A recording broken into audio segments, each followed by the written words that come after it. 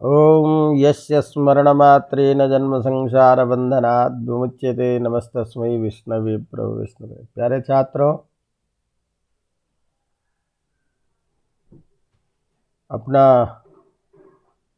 ये लोक सेवा आयोग की तैयारी करने वाले जो नए पुराने छात्र हैं, जिनके लिए मैं कुछ प्रयास कर रहा हूँ पढ़ाने का, तो उसमें अपना पाठ चल रहा था वेदांत दर्शन। और वेदांत दर्शन में अंतिम जो अपना विषय चल रहा था गीता के बारे में, श्रीमद् भगवद गीता के बारे में। तो श्रीमद् भगवद गीता से संबंधित जो कुछ मुख्य प्रश्न परीक्षा में पूछे जाते हैं, उसको लेकर के अपन चर्चा प्रारंभ किए थे और उसमें कुछ शेष रह गया था, जिसकी चर्चा हम आज पुनः करने जा रहे हैं। तो कुछ महत्वपूर्ण प्रश्न हैं जिसे क्रमिक हम लेंगे। तो सबसे पहले श्रीमद् भगवद गीता के अनुसार वर्ण व्यवस्था एवं वर्ण धर्म, तो छोटे प्रश्न के रूप में परीक्षा में पूछ दिए जाते हैं कि गीता के अनुसार वर्ण व्यवस्था की समीक्षा कीजिए या वर्ण धर्म के बारे में बताइए। तो उस बारे में जो गीता में कहे गए हैं, गीता के अनुसार जो व्यवस्था का स्वरूप है, वर्ण धर्म निर्धारण किया गया है, उसकी चर्चा कर रहे हैं। तो भारतीय संस्कृति और शास्त्रों में जो वर्ण व्यवस्था के बारे में बातें देखी जाती है, वर्ण व्यवस्था के बारे में जो बातें कही गई है, उस पर हम जब देखते हैं तो 4 प्रकार के वर्ण अपने यहाँ शास्त्रों में वर्णित है: ब्राह्मण, क्षत्रिय, वैश्य और शूद्र। तो ब्राह्मण, क्षत्रिय, वैश्य और शूद्र, इस तरह से ये वर्ण 4 भागों में विभाजित हैं। इन चारों वर्णों की व्यवस्था या इस चारों वर्णों की उत्पत्ति या चारों वर्णों के निर्धारण के विषय में सामान्य रूप से 2 तरह के मत प्रचलित हैं। एक तो कि कर्म के आधार पर वर्णों की व्यवस्था है, दूसरा जन्म के आधार पर ही। तो कर्म के आधार पर जो वर्ण व्यवस्था की बात करते हैं, उनका ये एक तर्क या कहना होता है कि जन्म से सभी एक जैसे होते हैं, एक समान होते हैं, लेकिन जो कर्म है और जो कर्म जिसके लिए निर्धारित है, वो यदि उस कर्म को करता है तो उस वर्ण की श्रेणी में आता है। यदि ब्राह्मण अपने ब्राह्मणोचित कर्म को नहीं करता है तो वह शूद्र की तरह ही है। इस तरह से कर्म निर्धारण करता है ब्राह्मण, क्षत्रिय, वैश्य और शूद्र, इन वर्णों के स्वरूप के बारे में। लेकिन जो वेद या उपनिषद साहित्य है हमारा, उसमें जब हम विचार करते हैं, देखते हैं, तो वर्ण व्यवस्था ये जन्म से ही स्वीकार की गई है। तो श्रीमद् भगवद गीता के अनुसार भी ये वर्ण व्यवस्था जन्म से मानी जाती है। उत्पत्ति के आधार पर ही वर्ण व्यवस्था कही गई है। फिर ये उत्पत्ति के आधार पर ये वर्णों का विभाग कैसे होता है, तो भगवान श्री कृष्ण गीता में अर्जुन को उपदेश देते हुए कहते हैं कि ब्राह्मण, क्षत्रिय, वैश्य एवं शूद्र इन 4 वर्णों की उत्पत्ति गुण और कर्मों के विभाग के आधार पर मेरे द्वारा की गई है, अर्थात ईश्वर के द्वारा की गई है। तो वर्ण व्यवस्था का मूल आधार है गुण और कर्म। तो गुण और कर्म के आधार पर ब्राह्मण, क्षत्रिय, वैश्य और शूद्रों का विभाग किया गया है, ये एक सिद्धांत निर्धारित होता है। अब ये गुण और कर्म के आधार पर जो विभाग होता है, इस विभाग के आधार पर ही उसका जन्म होता है। तो जो जिस प्रकार के गुण धर्म से युक्त है, उस प्रकार के वर्णों में ही उसकी उत्पत्ति होती है।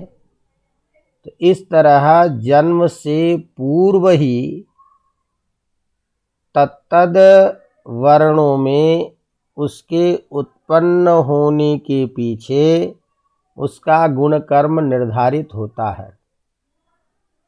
तो वह गुण कर्म ही उस वर्ण में उत्पन्न होने के पीछे कारण है। इसका मतलब उत्पत्ति से पहले ही गुण कर्म का विभाग होता है और उसी के आधार पर उसकी उत्पत्ति होती है। तो इस तरह से जन्मना ही ये ब्राह्मण, छात्र, क्षत्रिय, वैश्य, शूद्र आदि वर्ण व्यवस्था मानी जाती है, कही गई है। इसी बात को भगवान श्री कृष्ण कह रहे हैं कि गुण और कर्म के आधार पर इसकी उत्पत्ति मैंने ही की है, अर्थात ईश्वर के द्वारा ही इसकी उत्पत्ति की गई है। तो ये जो गुण है, जब हम आगे पढ़ते हैं तो प्रकृति में 3 प्रकार के गुण कहे गए हैं, सत्वगुण, रजोगुण और तमोगुण। तो ये 3 गुण हैं और इसी प्रकार से कर्म भी अलग अलग कहे गए हैं कि सम, दम आदि कुछ ऐसे कर्म हैं, शौर्य, बल, पराक्रम आदि ऐसे कर्म हैं, शुश्रूषा आदि कुछ ऐसे कर्म हैं। तो इन कर्मों के आधार पर और सत्वगुण, रजोगुण, तमोगुण के आधार पर वर्णों के अलग अलग भेद होते हैं और उन आधार पर ही उसकी उत्पत्ति होती है। तो ये जो 3 गुण हैं, इसमें सत्वगुण प्रधान जो होता है, जिसमें सत्वगुण होता है, वो अग्निहोत्र, यज्ञ आदि कार्य, इंद्रिय निग्रह, तितिक्षा, दम आदि, ये जो उसके स्वभावज सहज कर्म है, जो जन्मजात पूर्व जन संस्कार वश उसके अंतर्गत निहित गुण धर्म है, उसके आधार पर ब्राह्मण की उत्पत्ति। इसी तरह सत्वगुण यदि रजोगुण की अपेक्षा प्रधान हो, तब तो उसके अंतर्गत ये अग्निहोत्रादि, सम, दमादि कर्म प्रधान होते हैं। तो ये प्रधान होने पर ब्राह्मण स्वरूप में उसकी उत्पत्ति होती है। और यदि सत्वगुण अपेक्षाकृत कम हो जाए रजोगुण के और रजोगुण प्रधान हो, उसमें शौर्य, तेज आदि, रक्षा आदि जो उसके सहज कर्म हैं, उस कर्म के आधार पर क्षत्रिय की उत्पत्ति। इसी तरह से रजोगुण एवं तमोगुण के प्रधान होने पर जो कृषि, गोरक्ष, व्यापार आदि कर्म हैं, उस कर्म के अनुसार वैश्य की उत्पत्ति, तथा तमोगुण जहाँ प्रधान हो जाता है तो अन्य गुण अप्रधान होकर तमोगुण की जहाँ अधिकता हो जाती है और शुश्रूषा आदि कर्म, उस कर्म के आधार पर शूद्र की उत्पत्ति होती है। तो इस तरह से ये चारों वर्णों की उत्पत्ति सत्वादि गुणों की अधिकता और उसमें जो विहित कर्म है, उस कर्म के आधार पर जन्म से ही ईश्वर के द्वारा जन्मना उसकी उत्पत्ति कही गई है। इसी बात को भगवान श्री कृष्ण गीता में कहते हैं, चातुर्वर्ण्यम मया सृष्टम गुण कर्म विभागशः। चातुर्वर्ण्यम मया सृष्टम, मैंने ही इस चारों वर्णों की सृष्टि की है, उत्पत्ति की है। कैसे की है? गुण कर्म विभागशः, गुण और कर्मों के विभाग के आधार पर। इसीलिए इस गुण और कर्मों के आधार पर इन वर्णों की उत्पत्ति मैंने की है। तो पहले कारण था गुण और कर्म, और उस गुण कर्म के आधार पर उसकी उत्पत्ति हुई है। तो जहाँ सत्वगुण प्रधान है, सत्वगुण निमित्तक अग्निहोत्रादि समदमादि कर्म प्रधान होता है, उसकी उत्पत्ति ब्राह्मण के रूप में। जहाँ रजोगुण प्रधान होता है, बल आदि, पराक्रम आदि कर्म प्रधान हो जाता रहता है, उसकी उत्पत्ति क्षत्रिय में। इसी तरह से जहाँ रजोगुण सहित तमोगुण की अपेक्षा वह रजोगुण प्रकृष्ट होता है, प्रधान हो जाता है, तो ऐसी स्थिति में उसके साथ गुण कर्म के आधार पर कृषि, गोरक्ष, व्यापार आदि रहता है। तो अन्य गुणों के रहने पर भी जब रजोगुण एवं तमोगुण दोनों प्रधान होता है, तो ऐसी स्थिति में वह वैश्य की उत्पत्ति, वैश्य वर्ण की उत्पत्ति होती है। और रजोगुण अप्रधान होता है, तमोगुण की प्रधानता जहाँ हो जाती है, शुश्रूषा आदि कर्म जिसके द्वारा प्रधान हो जाता है, ऐसी स्थिति में उस शूद्र की उत्पत्ति होती है। तो इसीलिए इन चारों वर्णों की उत्पत्ति मेरे द्वारा होती है, इसीलिए इसका कर्ता भी तुम मुझे जान और अकर्ता भी मुझे ही जान। तो इसी बात को कह रहे हैं, चातुर्वर्ण्यम मया सृष्टम गुण कर्म विभागशः तस्य कर्तारमपि माम विद्यात् अकर्तारम अव्ययम। अब ये नीचे जो कह रहे हैं कि तस्य कर्तारम अपि माम विद्यात् अकर्तारम अव्ययम, अब ध्यान देने की बात है कि दोनों बातें भगवान के इस वाक्य से आ रहा है कि मैं इस सब का अकर्ता भी हूँ, मुझे इन सभी वर्णों की उत्पत्ति का अकर्ता भी समझो और कर्ता भी समझो। तो ये कैसे, किस रूप में?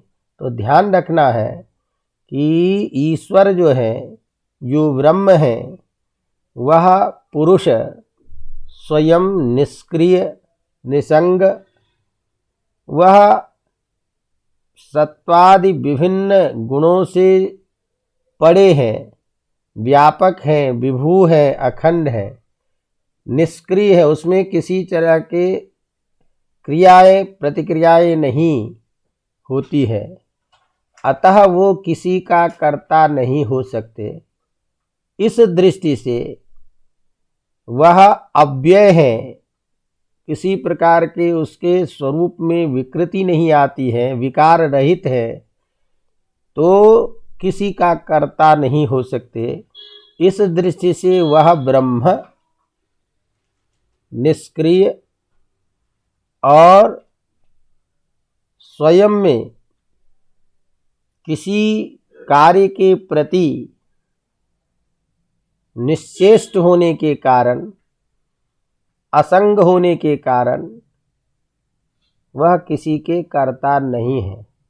लेकिन वही पुरुष जब प्रकृति अर्थात स्वयं की माया शक्ति से जुड़ जाते हैं, तो उस माया शक्ति के जुड़ने से इस संसार की सृष्टि होती है। तो प्रकृति के जो तीनों गुण हैं, उन तीनों गुणों से व्याप्त या तीनों गुणों का आरोप उस पुरुष में होता है, और तब वह पुरुष के संयोग से प्रकृति के द्वारा इस समस्त सृष्टि की उत्पत्ति होती है।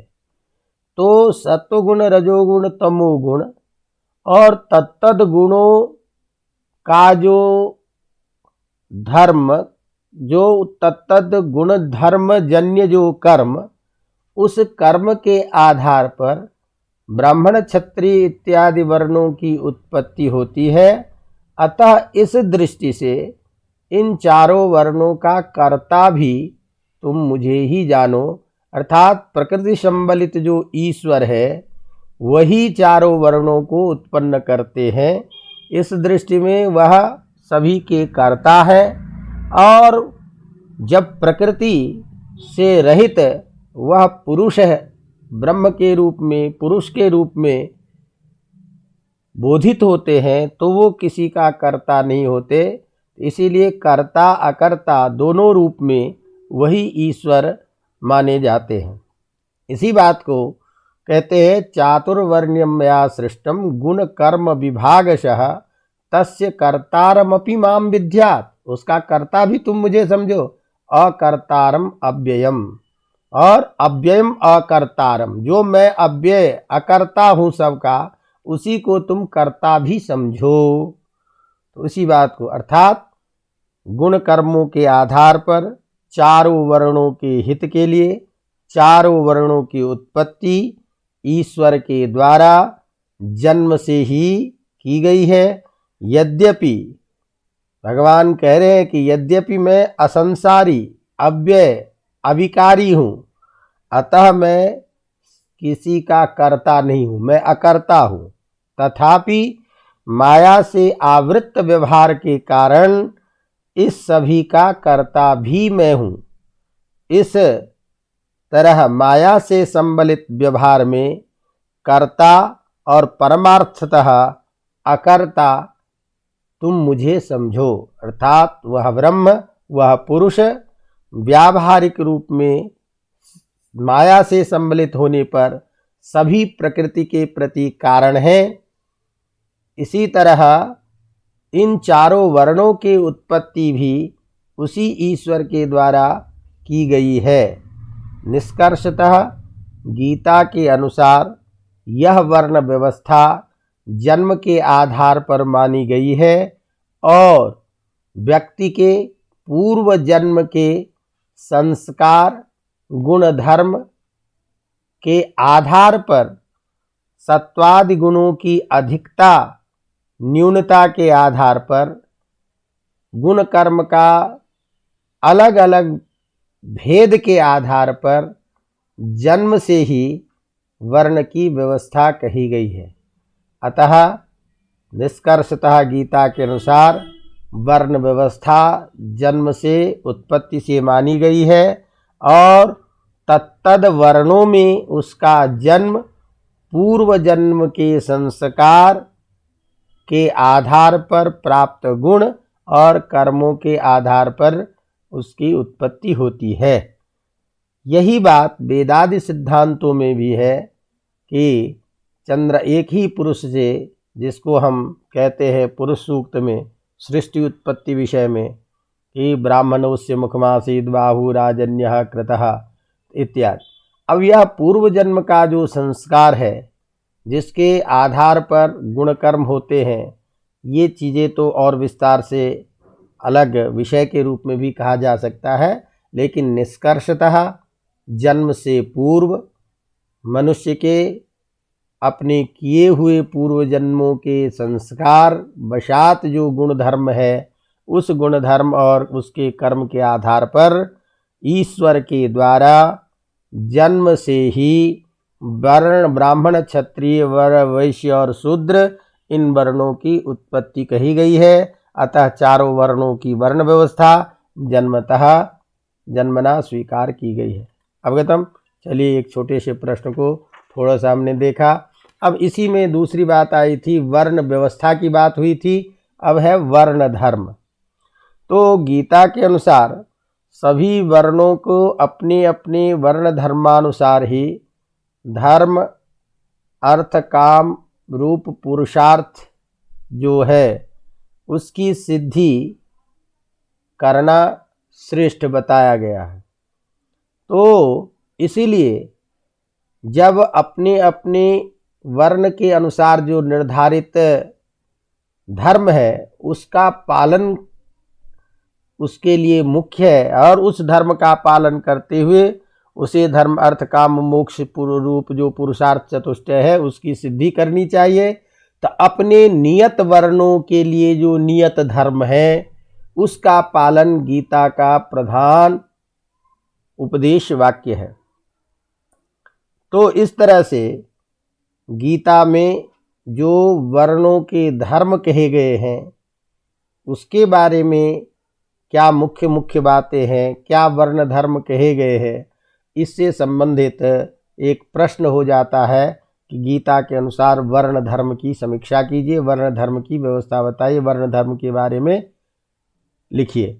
तो इस दृष्टि से इस प्रश्न को हम थोड़ा सा समझ लें। तो जैसे कि मैंने कहा कि गीता के अनुसार सभी वर्णों को अपने अपने वर्ण के लिए जो निर्धारित धर्म है उन धर्म के अनुसार ही ये पुरुषार्थ चतुष्टय की सिद्धि करने को श्रेष्ठ बताया गया है। इसी बात पे कहते हैं कि वह सभी वर्णों को अपने जो स्वाभाविक गुणों के कारण अलग अलग जो वर्ण धर्म है जिसके आधार पर उसका विभाग हुआ है उसके आधार पर ही उस धर्म का आचरण करना चाहिए। तो इसी बात को कहते हैं गीता के 18वें अध्याय में कि ब्राह्मण क्षत्रिय वैश्यानाम शूद्रानाम च परंतपः कर्माणि प्रभिवक्तानि स्वभाव प्रभवैर्गुणैः।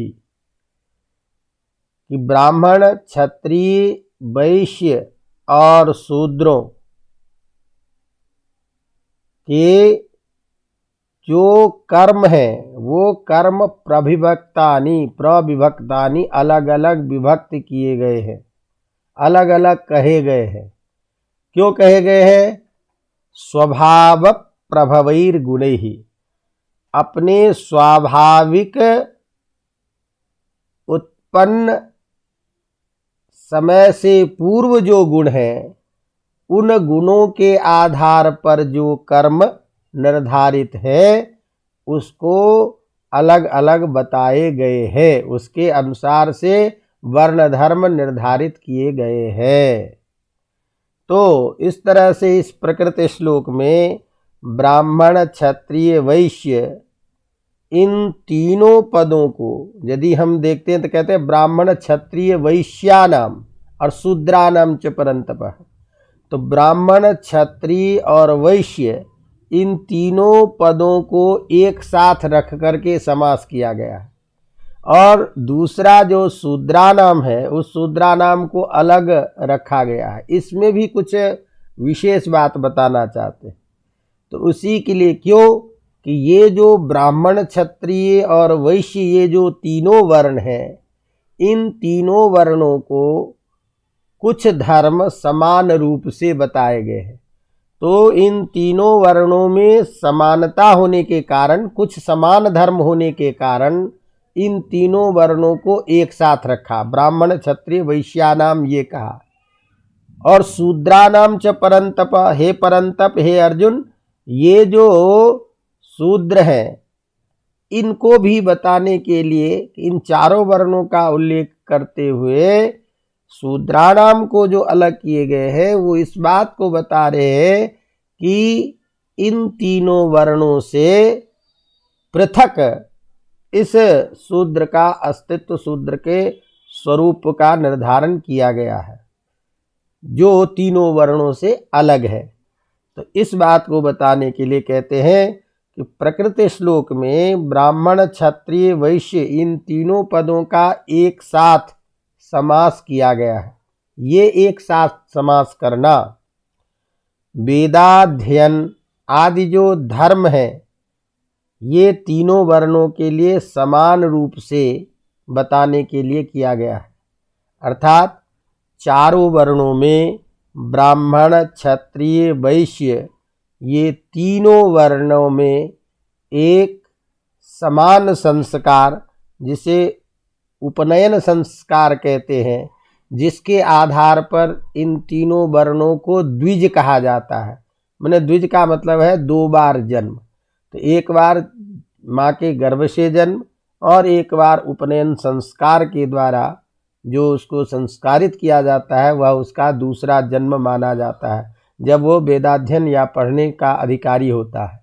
तो इस तरह से दो बार जन्म होने के कारण इसे द्विज कहलाते हैं। तो ये जो द्विजत्व है, ये उपनयन संस्कार जो है ये तीनों वर्णों में समान रूप से किए जाते हैं। अलग अलग काल में होता है, अलग बात है कि ब्राह्मण का कितने वर्षों में उपनयन, क्षत्रिय का कितने वर्षों में, शूद्र और वैश्य का कितने वर्षों में, लेकिन तीनों वर्णों में उपनयन संस्कार होता है। तो ये द्विजत्व का जो संस्कार है ये तीनों वर्णों में समान रूप से होता है। इसीलिए ये तीनों वर्ण को वेदाध्ययन का अधिकारी बताया गया है। लेकिन शूद्रानाम ये जो अलग है, यह पृथक प्रयोग इन चारों द्विजत्व धर्म से भिन्न इसको बताने के लिए कि ये वेदाध्ययन के अधिकारी नहीं है या वेदाध्ययन नहीं से संबद्ध ये नहीं है, इसको बताने के लिए ये पृथक इसका प्रयोग किया है। तो पृथक, तो इस तरह से चारों वर्णों में, तीन वर्णों में तो कुछ समानता और तीनों वर्णों से पृथक धर्म, ये सूचित करने के लिए इसको एक साथ पहले तो समास करके तीन वर्णों का उल्लेख और अलग से शूद्रानाम ये बातें कही गई। इसी तरह से कहते हैं कि ये जो विभाग है इन चारों वर्णों के अपने जो स्वभावज जो गुण हैं उनके गुण के आधार पर वर्ण धर्मों का विभाग किया गया है। तो पूर्व जन्म संस्कार बस सात्विक गुण के कारण ब्राह्मण का अलग धर्म, जो सत्वोपसर्जन माने सत्व धर्म जहाँ प्रधान हो वहाँ ब्राह्मण, और तन्निमित्तक धर्म ब्राह्मण धर्म कहलाता है। और सत्व गुण जहाँ अप्रधान हो जाए और रजोगुण प्रधान है, और रजोगुण प्रधान होने के कारण जो क्षत्रिय है उसकी उत्पत्ति और उसका अलग वर्ण धर्म। इसी तरह से तम गुण अप्रधान है और रजोगुण जहाँ प्रधान है, ऐसे रजोगुण प्रधान तमोगुण अप्रधान से होने के कारण वैश्य की उत्पत्ति, और इस वैश्य के लिए जो निर्धारित कर्म वो वैश्य का वर्ण धर्म कहा गया। और जहाँ रजोगुण अप्रधान हो, तमोगुण प्रधान होता है, और उस तमोगुण प्रधान गुण होने के कारण जो शूद्र है उसके लिए जो निर्धारित तमः प्रधान कर्म है, धर्म है, वो शूद्र का धर्म किया गया है। इस तरह से गुणों के आधार पर चारों वर्णों के वर्ण धर्म अलग अलग बताए गए हैं। तो अब इसमें प्रत्येक का वर्ण का अलग अलग धर्म। तो जैसे पहला वर्ण है ब्राह्मण धर्म, ब्राह्मण। तो ब्राह्मण के लिए क्या धर्म है, ब्राह्मण निमित्तक धर्म क्या है, ब्राह्मण वर्णों का मुख्य धर्म क्या है, उसके लिए कहते हैं शमो दमः तपः शौचम शांति आर्जमेव च ज्ञान विज्ञानमास्तिक्यम ब्रह्म कर्म स्वभावजम। ये स्वभावज गुण के आधार पर, सहज गुण के आधार पर ब्राह्मण के धर्म या ब्राह्मण के कर्म कहे गए हैं। तो गीता के अनुसार ब्राह्मण वर्ण धर्म बताते हुए कह रहे हैं समो दमः तपः शौचम शांति आर्जवमेव च ज्ञान विज्ञानमास्तिक्यम ब्रह्म कर्म स्वभावजम। अर्थात शमः, सम का मतलब होता है अंतःकरण का निग्रह, मन का निग्रह करना, मन को विचलित नहीं होने देना। दमः, दम का मतलब बाह्य इंद्रिय जो है उसको बस में रखना। तप माने शरीर और मन और वाणी का संयम, ये तप है। इसी तरह से देव, द्विज, गुरु, ब्राह्मण, विद्वान आदि का पूजन। इसी तरह से अंतर्बाह्य शुद्धता, शौच, आर्जव सरलता, अहिंसा, सभी के प्रति दया, ये शरीर के तप कहे जाते हैं। इसी तरह से किसी को दुख नहीं देना, इसी तरह से सत्य, प्रिय, हितवाणी का प्रयोग और स्वाध्याय का अभ्यास, ये वांगमय तप कहे जाते हैं। मन की स्वच्छता के कारण प्रसन्नता, सबका हित का चिंतन, सौमनस्य, नियंत्रित होकर के सोच करके बोलना, एकाग्रता, आत्मचिंतन, ये मानस तप कहे जाते हैं। तो ये जो 3 प्रकार के तप हैं, इन तपों से युक्त होना, अंतर बाह्य दोनों प्रकार की शुद्धता, ज्ञान, शास्त्र का पढ़ा हुआ जो शास्त्रीय कर्म है, ब्रह्म विषयक, ईश्वर विषयक उस ज्ञान से युक्त होना, विज्ञान, उसका उन पढ़े हुए ज्ञान का व्यवहार में प्रयोग, ये आस्तिकता, ये जो है 9 ब्राह्मण के स्वभावज कर्म अर्थात स्वभावज धर्म कहे गए हैं। इन चीज़ों का आचरण करना ब्राह्मण का स्वाभाविक धर्म कहा गया है। तो ये 9 धर्म हैं। सम 1, दम 2, तप 3, शौच, शांति, आर्जव, ज्ञान विज्ञान, आस्तिक्य, ये आस्तिकता का भाव, ईश्वर में श्रद्धा, विश्वास, ईश्वर पूजन, ये ब्राह्मण के स्वाभाविक कर्म और इसका आचरण करना ही स्वाभाविक धर्म कहा गया है। अवगतम। इसी तरह से क्षत्रिय के कुछ स्वाभाविक वर्ण धर्म कहे गए हैं। तो क्षत्रिय के क्या धर्म हैं, इसको बताते हुए गीता में कहते हैं शौर्यम, तेजो, धृति, दाक्ष्यम, युद्धे चाप्यपलायनम, दानम, ईश्वर भावश्च, छात्रम कर्म स्वभावजम। ये क्षत्रिय वर्ण का स्वाभाविक कर्म और उस कर्म का आचरण करना स्वाभाविक धर्म है। अर्थात शौर्य, पराक्रम, बलवान, किसी को शमन करने की जो प्रवृत्ति है उसी को पराक्रम कहते हैं। तेज, प्रगल्भता अर्थात दूसरे से कभी पराजित नहीं होने का भाव। धृति, धैर्य। दाक्ष, कुशलता, किसी कार्य में सिद्धहस्त होना। युद्धे चाप्य पलायनम, युद्ध से कभी भागना नहीं, युद्ध में अपने प्राणों को भी न्योछावर करने में समर्थ रहना, दान, उदारता, ईश्वर भाव अर्थात ईश्वर में विश्वास, ये क्षत्रिय के स्वाभाविक कर्म कहे गए हैं। कौन कौन? शौर्य, तेज, धृति, दाक्ष्य, युद्ध में अपलायन, दान और ईश्वर भाव, ये ब्राह्मण क्षत्रिय के स्वाभाविक धर्म कहे गए हैं। अर्थात इन कर्मों का आचरण करना ही क्षत्रिय का वर्ण धर्म कहा गया। इसी तरह से वैश्य का वर्ण धर्म कहा गया। कृषि गौरक्ष वाणिज्यम वैश्य कर्म स्वभावजम।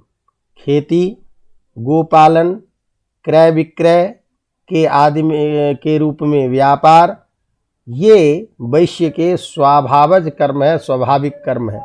अर्थात वेदाध्ययनादि तो है ही, लेकिन वैश्य वर्ण के जो प्रमुख धर्म है स्वाभाविक, जिसके आधार पर इस वैश्य का विभाग होता है या तत्तद वर्णों का विभाग होता है, तो वो स्वाभाविक कर्म जो है वैश्य का, ये कहा गया है कृषि गोरक्ष माने पशु आदि का पालन करना।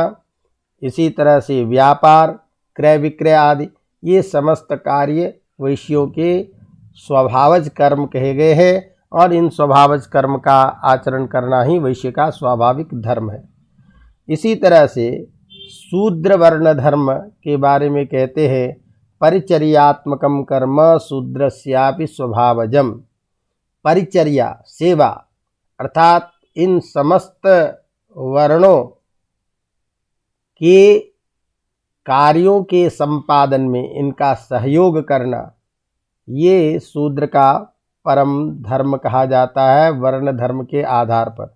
तो द्विजातियों में सेवा का भाव शूद्र का स्वभावज कर्म कहा गया है। इन उक्त चारों वर्णों के जात विहित कर्मों के सम्यक अनुष्ठान से स्वर्ग प्राप्ति रूप फल स्वभाव से वर्ण एवं आश्रम के अनुसार अपने निष्काम कर्म में रत रहने वाले जो व्यक्ति है, उसी को अपने वर्ण धर्मानुसार उसे परम पद या अपने अभिष्ट की सिद्धि प्राप्त होती है। इसी बात को कहते हुए गीता में कहते हैं स्वे स्वे कर्मण्यभिरतः संसिद्धिम लभते नरः। सभी मनुष्य, उसके लिए जो कर्म निर्धारित है, जिस गुण धर्म के आधार पर उसके कार्यों का विभाग किया गया है, उसी वर्ण धर्म का पालन करने पर, उसी वर्ण धर्म के पालन करने से उसे उसकी सिद्धि मिलती है। अतः प्रत्येक वर्ण को अपने वर्ण धर्मानुसार अपने कार्यों को करना चाहिए।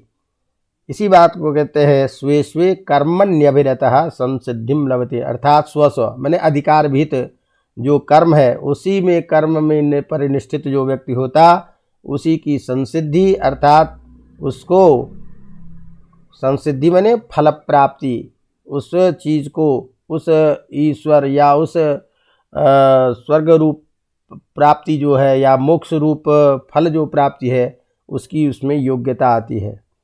तो इसी तरह कहते हैं अपने अपने विहित कर्मों में निरत जो मनुष्य होता है, वो सिद्धि को कैसे प्राप्त करता है, तो उसके लिए गीता में कहते हैं यतः प्रवृत्ति भूतानाम येन सर्वमिदं ततं स्वकर्मणा तमभ्यर्च्य सिद्धिं विन्दन्ति मानवः।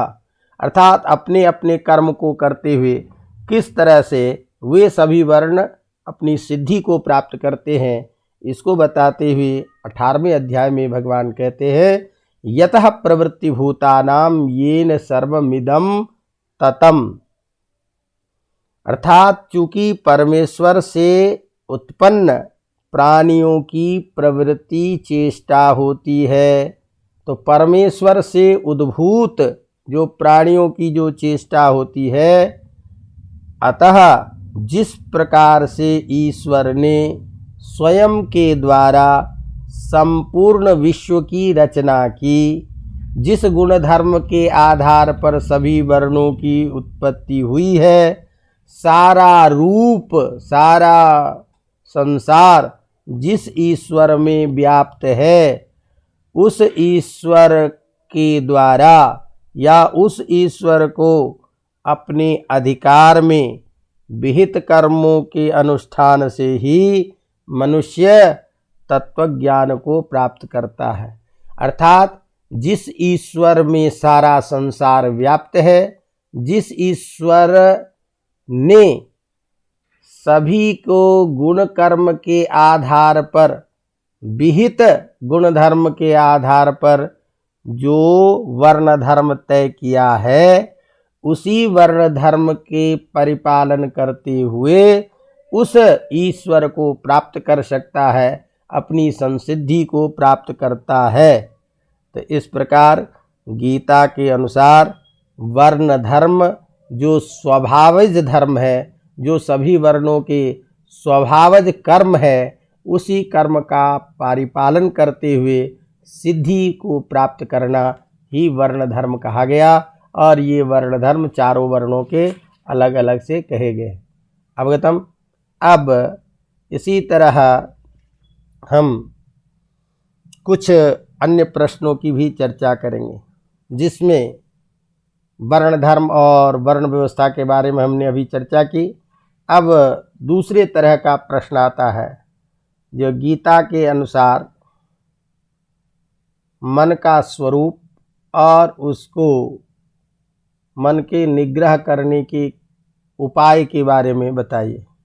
तो यद्यपि इस तरह का प्रश्न थोड़ा शास्त्रीय प्रश्न है, लेकिन चूँकि बहुत प्रचलित है, इसीलिए ऐसे प्रश्नों के बारे में भी हमको थोड़ा सा देखना चाहिए कि गीता के अनुसार मन का स्वरूप किसे कहा गया, कैसा है, या मन की जो चंचलता है उसको संयमित करने का क्या उपाय कहा गया है। और ये वैसे भी सामान्य आज के ज़माने के लिए तो बहुत ही आवश्यक ज्ञान है या आवश्यक विधि है कि हम कैसे अपने मन को एकत्रित करें। जो मन विचलित होता है, जो विभिन्न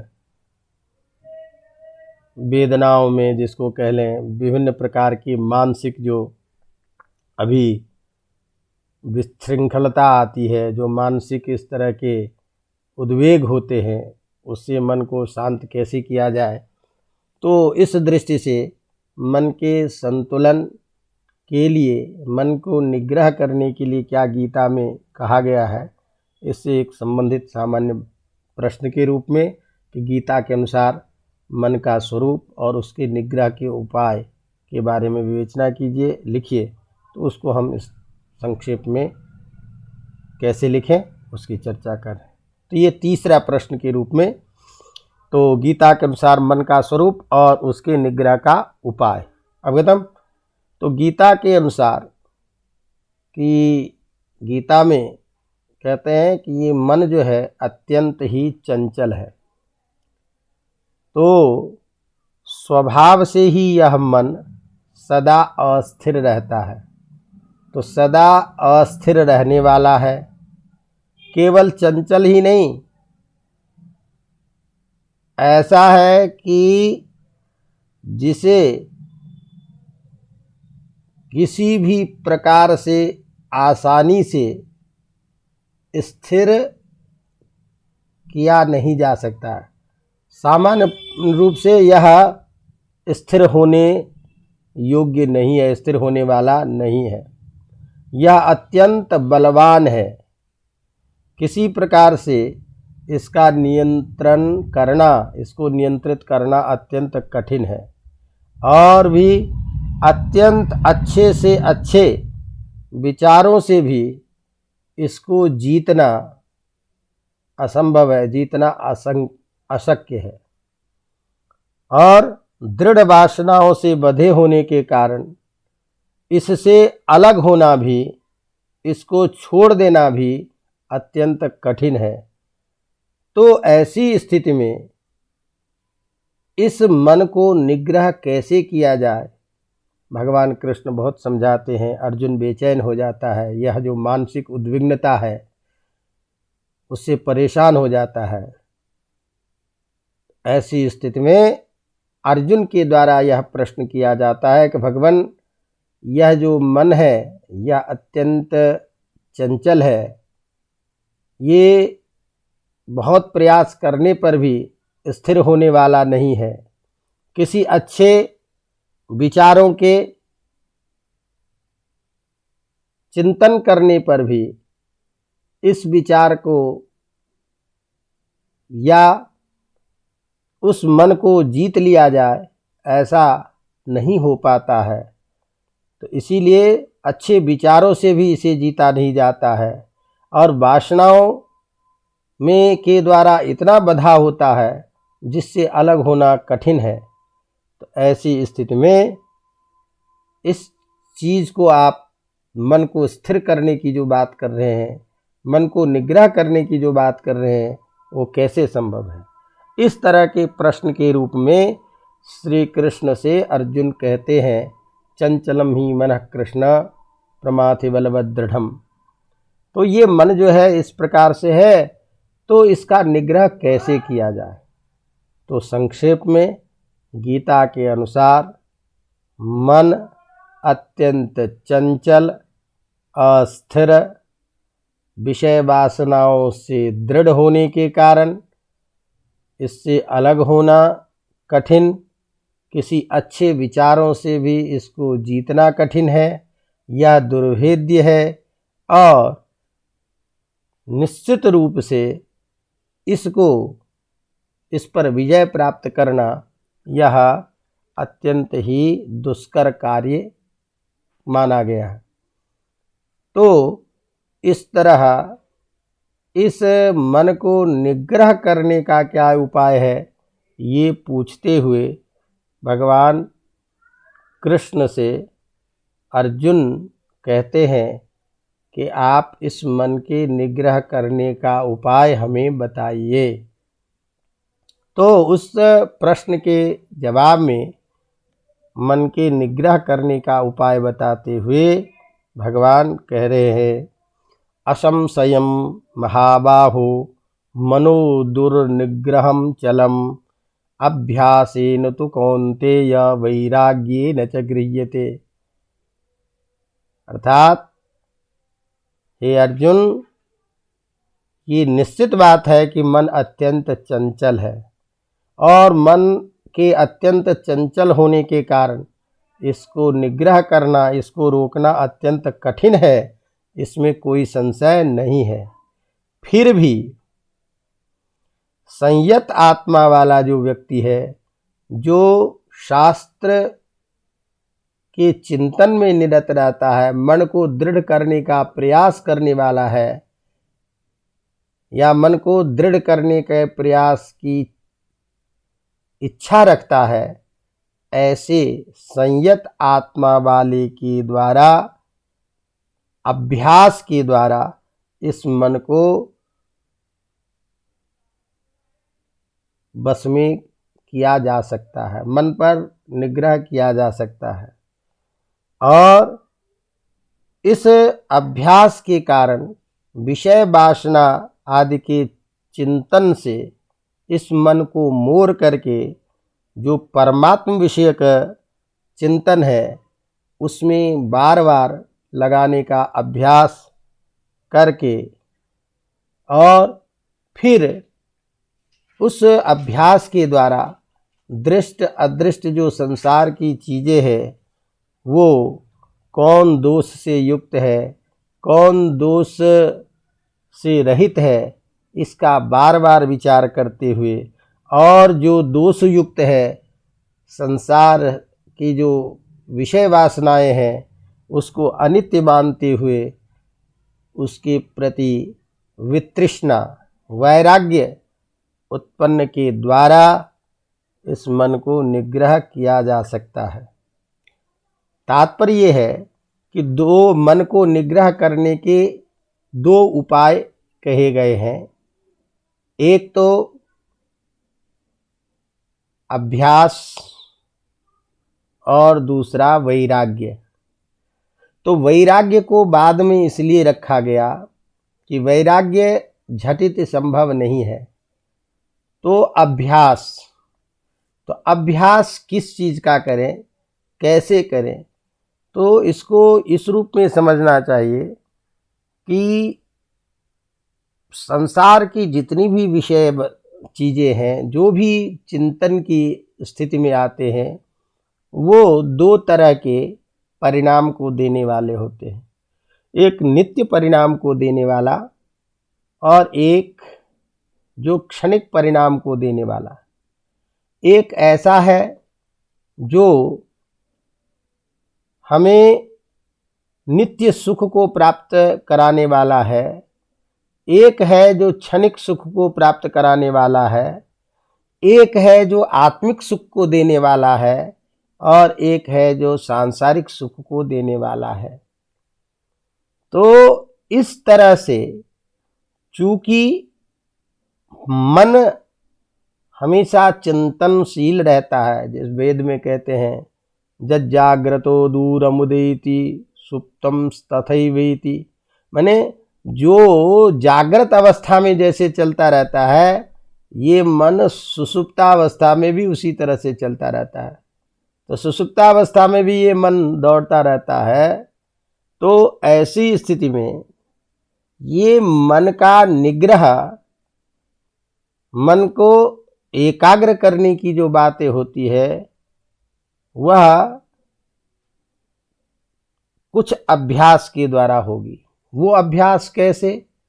तो चिंतन तो मन का चलेगा, लेकिन जो आत्मा को संयमित करना चाहता है, अपने नित्य सुख को प्राप्त करना चाहता है, ईश्वर को प्राप्त करना चाहता है, वह व्यक्ति जरा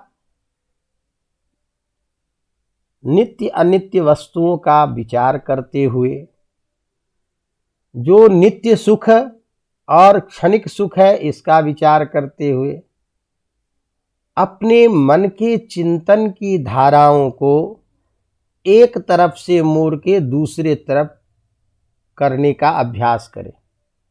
अर्थात यदि हमें पता चल जाता है कि यह विषय जो है, यह संसार के जितने भी रोग है, विषय है, जिसको पा करके एक क्षण में हम सुखी हो जाते हैं, दूसरे क्षण में नहीं मिलता है तो दुखी हो जाते हैं, ये सब क्षणिक है और क्षणिक सुख दुख को देने वाला है। ये विषय वासनाओं से संपृक्त होने के कारण यह नित्य सुख नहीं है।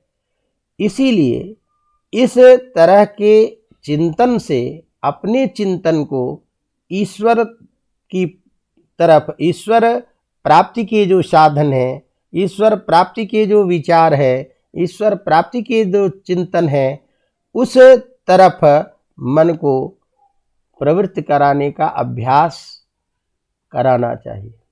और जब हम इस तरह से अपने मन को उस विषय वासना आदि से धीरे धीरे हटाकर दूसरे तरफ करने लगते हैं, तो उस ईश्वर विषयक जो चिंतन है, वह चिंतन हमें उस नित्य सत्व वस्तु के ज्ञान कराने में, अनित्य वस्तु के ज्ञान कराने में और भी दृढ़ता को प्रदान करता है। और जिसके बाद यह जो विषय वासना आदि से युक्त चीज़ें हैं, जो क्षणिक इत्यादि को देने वाले हैं, उसके प्रति वितृष्णा होने लगती है कि यह व्यर्थ की चीज़ें हैं। और वितृष्णा जब हो जाती है, तो किसी चीज़ से जब मन उचट जाता है, जब घृणा हो जाती है, तो उससे के प्रति, उस वस्तु से वैराग्य हो जाता है। तो वैराग्य भी जो है, ये मन को निग्रह करने में श्रेष्ठ माना जाता है। मन को निग्रह किया जाता है, वैराग्य के द्वारा किया जा सकता। लेकिन चूंकि वैराग्य झटित संभव नहीं है, इसीलिए मन को निग्रह अभ्यास के द्वारा किया जाता है। तो उसी को उदाहरण के द्वारा समझाते हैं कि जैसे पानी बहने के लिए जो नाला है, उस नाले का पानी बह रहा है या तालाब भर गया है, उसका पानी उछल रहा है और चारों तरफ जा रहा है। तो ये चारों तरफ पानी की जो प्रवृत्ति है फैलने की है, और कृषक को अपने खेत में उस पानी को ले जाना होता है। तो खेत वाला कृषक क्या करता है, उस नाले के एक तरफ के मुंह को बंद करके अपने तरफ के जो खेत के तरफ जो नाले हैं या अपने तरफ जो है उसका मुंह खोल देता है, तो उधर का पानी रुक जाता और अपने लक्ष्य जो खेत है उसके तरफ वो पानी प्रवृत्त होने चलने लग जाता है। तो इस तरह जैसे पानी बहने के लिए नाला है, तो नाले से बनाने वाला जो व्यक्ति है अपने खेत में पानी ले जाने के लिए जो कृषक नाला बना रहा है उस नाले के एक द्वार को बंद करके दूसरे द्वार को खोल करके निश्चित स्थान पर ले जाता है। उसी प्रकार विषय वासना चिंतन से मन को मोड़ करके परमात्म विषयक चिंतन में मन को लगाना, भोगादि विषयों के प्रति वितृष्णा के द्वारा, वैराग्य के द्वारा मन को नियंत्रित किया जा सकता है। और उस नियंत्रित मन के द्वारा जो अपना नित्य सुख है या नित्य आनंद है, नित्य जो इस शरीर प्राप्ति का जो मनुष्य का जो उद्देश्य है उसे प्राप्त किया जा सकता है।